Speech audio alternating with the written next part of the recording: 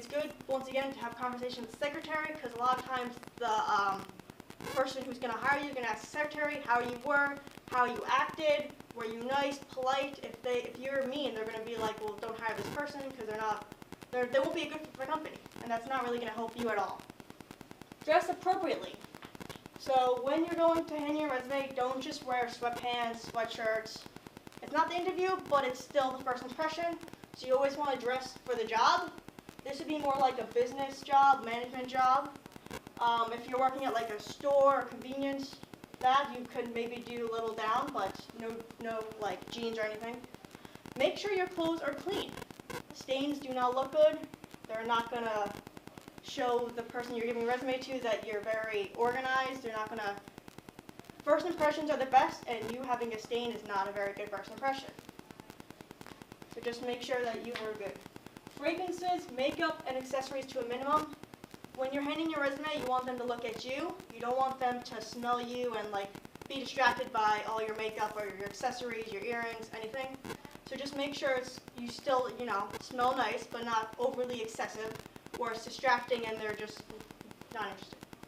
Also, stay in touch. When you're handing your resume, don't call hourly, asking about it, but maybe wait a couple days and maybe send an email or a phone call of a follow-up. This can show that you're really interested and motivated to work for the company and can usually work to your advantage. Alright, so now I'm going to talk about online. So with this technology era, online has become, for resumes have become increasingly. So nowadays a lot of companies will just make you put your resume online, and that's how they will stay in contact with you. It's a lot less personal, so you have to make sure you have no mistakes. So my personal slides, don't give up. So here's a fortune cookie that says don't give up. The beginning is always the hardest part. So if you don't get the job the first time or your resume isn't as good as you would like it to be, keep practicing, keep applying to more jobs. It can only help. So just don't give up after one opportunity.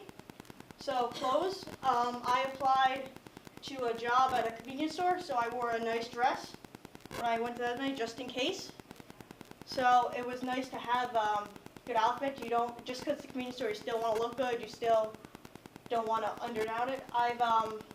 I've seen people who wear sweatpants and my boss automatically counts them out. So this goes to like what you have to know. So I have two jobs. For one of my jobs, I didn't need a cover letter. I just needed a resume. But for my second job, I need a cover letter, resume, and a recommendations, two of them. So you really should know because you don't want to miss anything. So my first job, I work at Quick Check. It's like a North Wawa. And it's online, so like you have to go to the website and you click apply and then you click the store. So this was a lot more informal, and you had to really make your resume the best because there's no face-to-face conversation. And I also work at the CSA on campus. So when I applied for this job, I needed the resume, cover letter, 2 recommendations. And I had to give it to Savital, which is right in the picture if you guys don't know what it is. So I dressed nicely for it. I made sure I said hello, I'm applying for the CSA job, and I have the job now. So now Gina's going to talk about formatting. Hi everyone, my name is Gina Zuccarini, and I'm going to talk about formatting today. I'm going to talk about actual formatting on Microsoft Word, some tips and everything, and then I'll connect it back to myself, and then we'll conclude our whole presentation. So why even worry about formatting?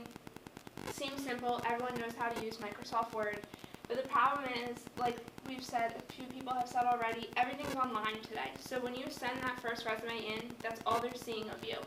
So if you have anything, like if it's too busy or it's too messy, it's not going to be worth it.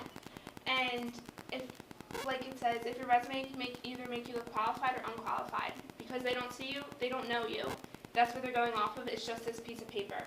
You're selling yourself to get the interview, so that's all your next step will be.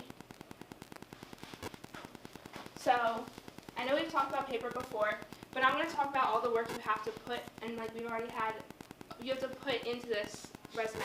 So why are you going to put all this work into a resume and have it proofread by all these different people, go through all these steps, and then give it on a piece of paper, they're going to take it from you, it's going to crinkle in your hand. It's not worth it. So I just Googled resume paper, found Target. Everyone loves Target. $13. I'm sure you could go to Staples or Walmart and find it, and it'll be worth it. You're going to use it for all your resumes. Just keep it and always have them like in a folder.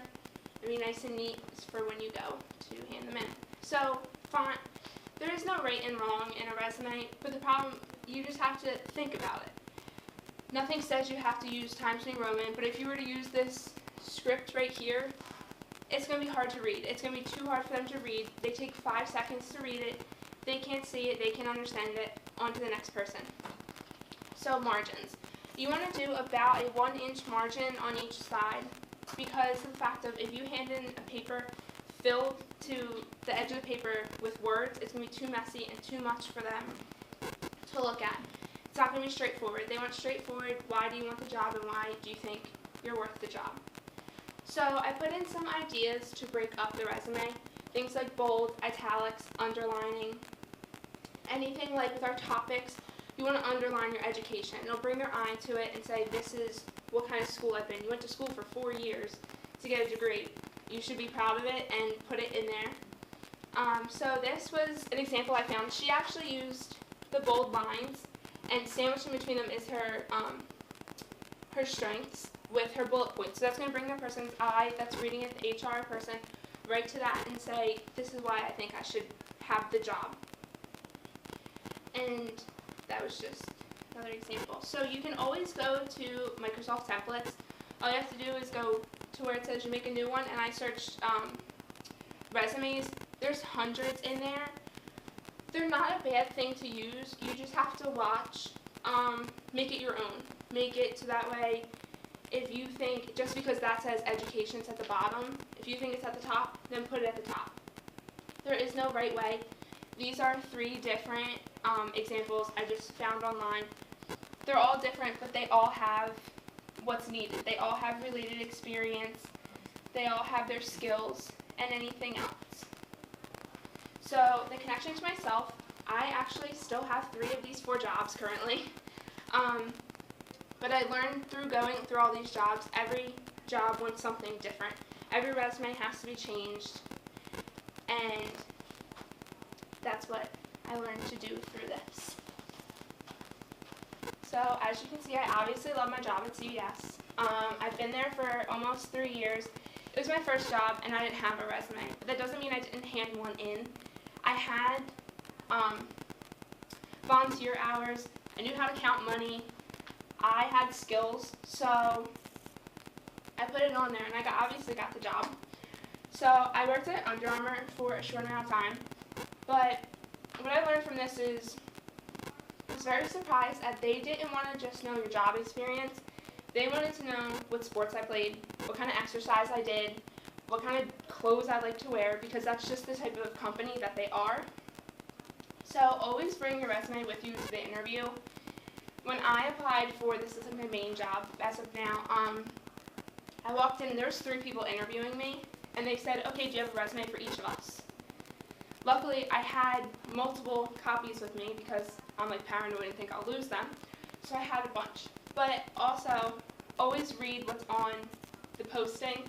I work for 29 doctors and nurse practitioners.